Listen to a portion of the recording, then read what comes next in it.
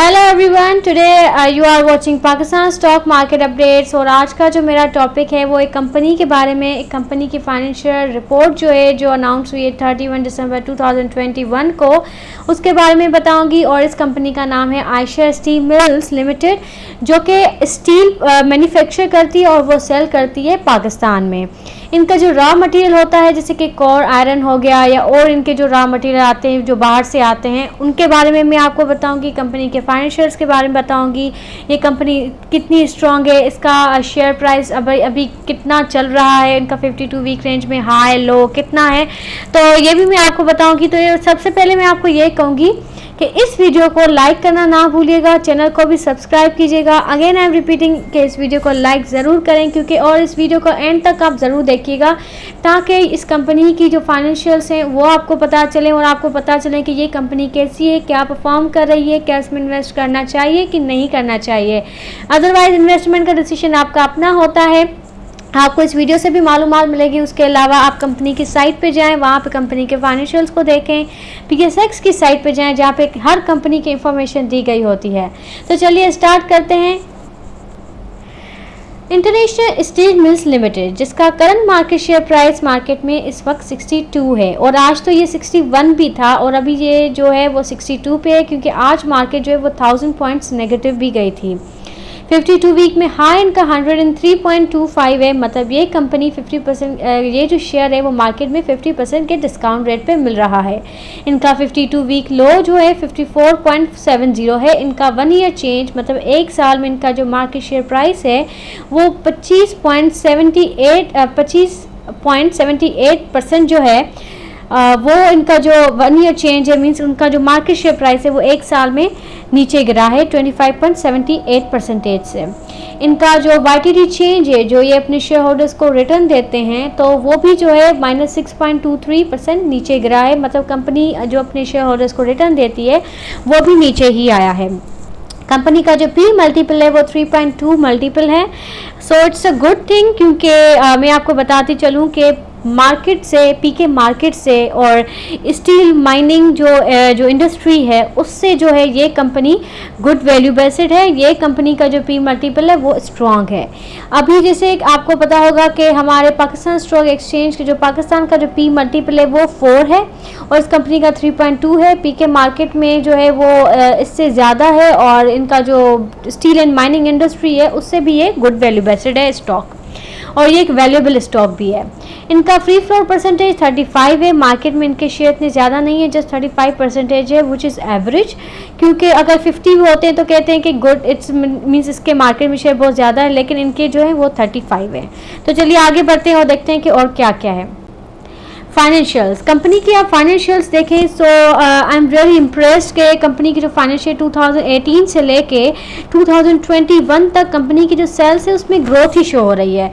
मैंने आपको एक वीडियो में बताया था, जिसमें आपको बताया था कि आप किसी भी कंपनी में इन्वेस्ट करते हैं तो आप कंपनी के फंडामेंटल्स को चेक करें। अगर वो 10 to 15% उनके जो पर यूनिट सेल है, ठीक है, वो इंक्रीज़ हो रही है हर साल, तो वो कंपनी इन्वेस्ट के लिए अच्छी होती है। और ये कंपनी जो है, इसकी जो इनकी सेल्स हैं वो 10 to 15% इंक्रीज़ ही हुई है। एक्सपेक्ट टू 2020 में भी इनका जो रॉ मटेरियल बाहर से आता है उसकी प्राइसेस ऊपर नीचे होने की वजह से भी कंपनी पे इम्पैक्ट होता है, और कोविड की वजह से मोस्टली बिजनेसेस जो हैं वो नीचे ही गए थे, लेकिन फिर भी कंपनी ने बहुत अच्छा ओवरकम किया है। इन्होंने 2021 में 69 बिलियन की 69.7 बिलियन की इनकी सेल हुई है, विच इज़ गुड।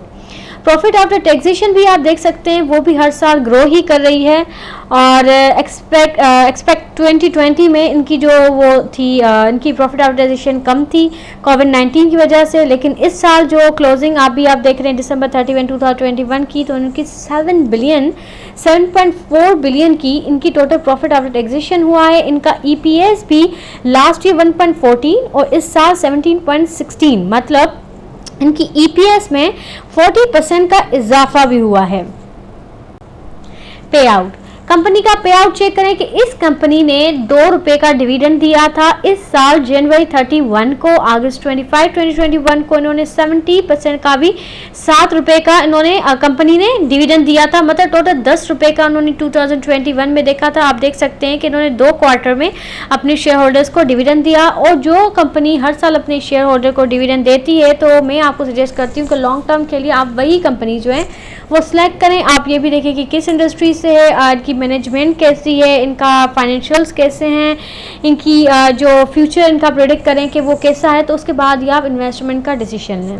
बाकी ये कंपनीज जो हैं आप देख सकते हैं कि इसने हर साल अपने शेयर होल्डर को डिविडेंड दिया है। 2015 को इन्होंने नहीं दिया, बाकी 2020 को भी इन्होंने इस कंपनी ने नहीं दिया था, क्योंकि 2020 में मैंने आपको दिखाया था कि इस कंपनी ने ज़्यादा प्रॉफिट नहीं किया था। तो डायरेक्टर रिपोर्ट जो होती है कंपनी की वो भी पढ़ना बहुत ज़रूरी होता है। डायरेक्टर रिपोर्ट्स में आपको ये पता चलेगा कि कंपनी की जो प्रॉफिट है वो क्यों नीचे गया, क्यों ऊपर गया, उनकी जो फ्यूचर प्लान है वो क्या है, वो भी आपको यहाँ से पता चल जाएगा। अब कंपनी का जो इस साल का, जैसे मैंने आपको बताया था कि प्रॉफिट बहुत अच्छा हुआ है और इन्होंने डिविडेंड भी दिया जनवरी में।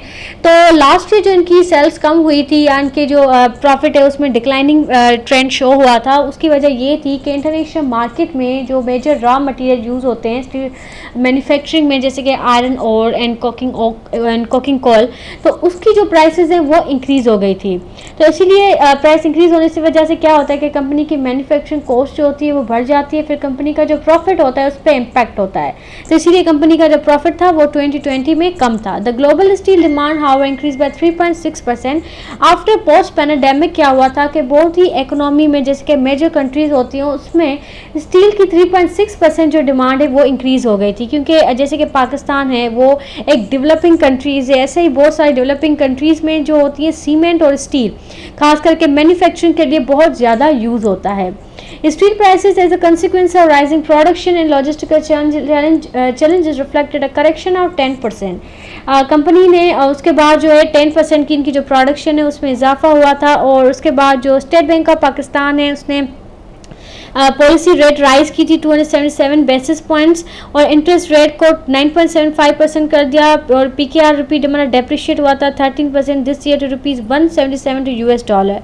The significant growth of 29% exports to $15.2 billion, 11% remittances by overseas Pakistanis, 15.8 billion $, were not enough to contain the PKR slide. अब IMF programme is expected resume in quarter third resulting in improved economic stability. अब जो IMF का programme जो यहाँ पे IMF का loan आया है उसके बाद एक्सपेक्टेड है कि मैक्रो इकोनॉमिक जो स्टेबिलिटी है वो अभी शो होगी। अभी देखते हैं कंपनी की financial report for the 6 month ended December 31, 2021 की 6 मंथ्स की हम रिपोर्ट देखेंगे कि आप यहाँ पे देख सकते हैं कि लास्ट ईयर कंपनी का जो टोटल सेल्स हुआ था December 31, 2020 में तो 33.5 बिलियन का था, लेकिन इस साल 2021 में 43.29 बिलियन हुआ था। ग्रॉस प्रॉफिट भी आप देख सकते हैं कि लास्ट ईयर से 40%, मतलब कम से कम 35 या 40% कंपनी का जो ग्रॉस प्रॉफिट है वो इंक्रीज़ हुआ है। इनका प्रॉफिट आफ्टर टैक्सेशन में भी आप देख सकते हैं वो तो 50% से इंक्रीज़ हुआ है। इनका अर्निंग पर शेयर भी 6.38 लास्ट था, 2020 में 6.38 था, उसके बाद ये 9.71 हो गया है। EPS जो है वो यहाँ पे जस्ट 9.71 है और लास्ट ईयर 6.38 था। अब बात करते हैं कंपनी की शेयर प्राइस के बारे में कि वो 31.3% अंडर वैल्यूड है। ISL जैसे मैंने आपको स्टार्टिंग में ही बताया था कि ये good value based as compare to PK market and metals and mining industry.